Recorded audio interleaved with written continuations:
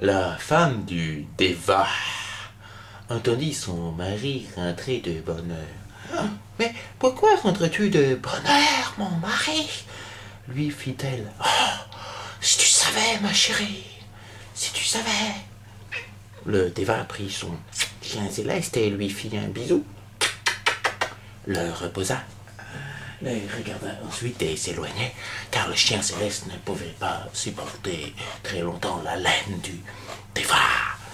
Et il se versa un coup de vin céleste.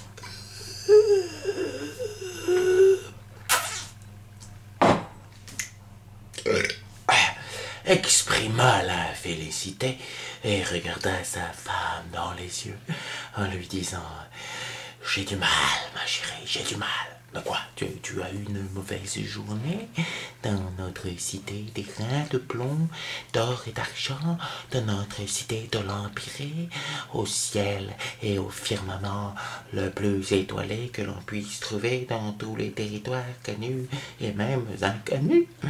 Oui, j'ai accueilli, ma foi, aujourd'hui une bande d'aventuriers qui était composée de divers membres, divers, et extrêmement variés, qui se sont rejoints en différents moments et qui semblaient tous être intéressés par le fait de tuer un dieu, retourner dans le passé, raconter des histoires ignominieuses lorsqu'il se sentait bloqué par le poids qu'avait le dieu Plouf sur eux. Le dieu Plouf avait un poids sur eux, fils sa femme. Oh, c'est incroyable. Le dieu Plouf. Oui, le dieu Plouf. Pourtant, nous savons très bien que le dieu Plouf est... Oui, nous savons très bien, fit sa femme d'un air entendu en se versant un verre de vin céleste. Et donc, que s'est-il passé, mon mari? Que s'est-il passé?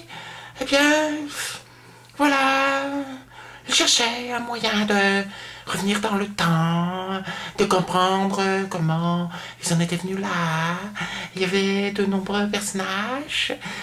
Oui. Alors moi j'ai trouvé qu'il y avait de la confusion dans leur façon de parler. J'en ai référé aux autorités supérieures. Les autorités supérieures m'ont dit oh là oui oh, c'est compliqué. Alors tu vas tous me les amener tous devant le conseil. Oh, fit sa femme, tu as réuni le conseil. Oui, le conseil des 7 sages de la cité. Alors oui, les 7 sages de la cité, chacun avec un œil qui pesait sur un de ces aventuriers. Et les 7 sages, tu ne vas pas me croire, ma chérie, se rendirent alors compte, oui, que chacun de ces aventuriers faisait gros à l'un d'entre eux. Il y avait Petit Bonus qui avait franchement un air de famille. Nous nous rendîmes compte de cela avec un petit hobbit en un seul exemplaire qui était extrêmement perturbé par le fait de rencontrer des gens dont il avait entendu parler une histoire, tu vois.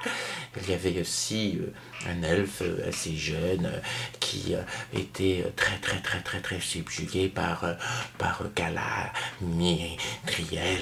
le sage du conseil. Oh, Galadriel, qu'est-ce qu'il est beau. Oui, il est beau, hein, ça c'est sûr, il est beau. Il est beau comme tous remarquent. Et il se reversa un verre de vin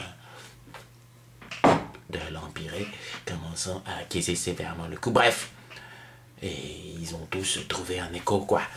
Mais c'était qui ces aventuriers? Il fit sa femme curieuse en se reversant un verre de vin de l'Empire. Bien, il y avait une volute avec du sang elfe. Aux analyses dans les archives, on s'est rendu compte de choses un petit peu extraordinaires à cause de choses extraordinaires, de micmac dans le passé. Il semblerait que l'elfe, enfin la demi-elfe, t'étais là, c'est compliqué, c'est compliqué, je suis compliqué, et t'étais lié à la famille de l'elfe. Tout comme le barde qui aurait eu des sangs elfiques, qui aurait pu aussi être de la famille de la demi-elfe. Il y a des traces génétiques.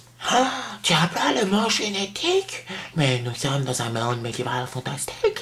Tu ne devrais pas. Oui, mais enfin, nous sommes aussi connectés à tous les plans. Je te dis que génétiquement, ils sont de la même famille. Même que le barde, c'est assez compliqué, puisque le barde, dans leur groupe, il est de la famille du nain, il est de la famille de la voleuse, il est de la famille de l'elfe, il est même de la famille du guerrier. Oh, il y avait un guerrier, oh, j'adore le guerrier, fit sa femme. Il était beau, au moins. Ah ouais, il était presque aussi beau que toi, ma chérie. Presque aussi beau. Moi-même, je ne serais pas, je veux dire, aussi attiré par la jante d'Ava féminine. Ben, je crois que j'aurais été attiré par ce guerrier. Il y avait qui d'autre? Dis-moi, tu m'as parlé d'un nain. Il faisait quoi? Du prêtre, un petit peu, un prêtre. Il y avait qui d'autre? Il y avait le barde, oui, le barde qui était barde, quoi. Il a essayé de tous séduire tous les membres du conseil, mais il est à moitié parvenu pour son double.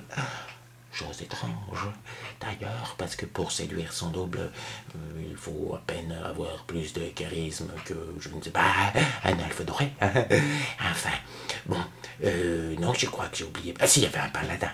Si, il y avait un paladin. Un beau paladin aussi, qui a fait aussi un écho avec le paladin du conseil. Voilà.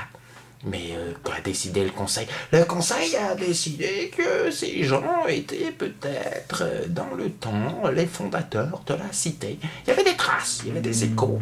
Et que comme ils possédaient avec eux la pierre du destin,